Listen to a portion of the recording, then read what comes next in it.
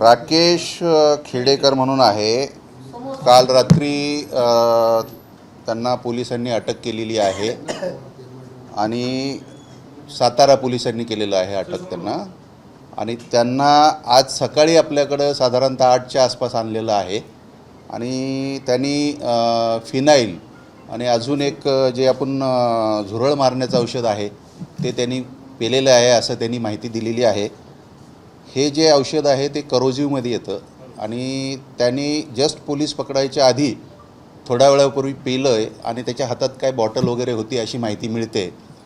त्यांना सध्या आपण ॲडमिट केलेलं आहे. त्यांना गिळ्याचा त्रास होतो आहे, पाणी वगैरे गिळायला त्रास होतो आहे. बाकी तशी प्रकृती ठीक आहे. आपण त्याची जी काही औषध पिलं आहे हे करोजिव आहे, त्याच्यामुळे त्याची आपण आता एंडोस्कोपी करणार आहोत. एंडोस्कोपी केल्यानंतर कुठे कुठे काही इजा झाली ते आपल्याला कळेल. किती दिवस उपचाराला ठेवणार आहे? किती दिवस उपचार म्हणजे काय, तो स्टेबल आहे सध्या. त्याच्यामुळे त्याची एंडोस्कोपी केल्यानंतर आपल्याला कळेल की आतमध्ये अजून काही त्याला इंजुरी आहे किंवा काय आहे आणि त्याच्यानंतर आपण पुढची दिशा ठरवू. सर ते किती वाजता आपल्याकडे ॲडमिट झालेलं आहे? सकाळी 8 वाजताच्या आसपास ॲडमिट झाला. नाही, पुण्यात नाही, साताऱ्यामध्ये ना. साताऱ्यामध्ये पकडलं आहे त्यांना.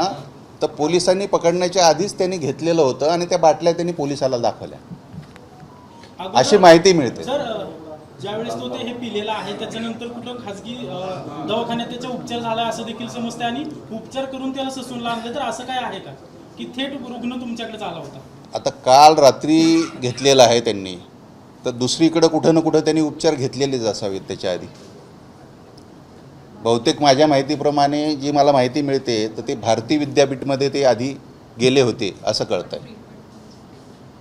सर, सिक्युरिटी तुमचे पत्रकारांना हुज्जत घालतात, अरेरावी काढून पळवून जातात. नाही, हे बघा, सिक्युरिटीचा जो विषय आहे, सिक्युरिटी त्यांचं काम करतायत.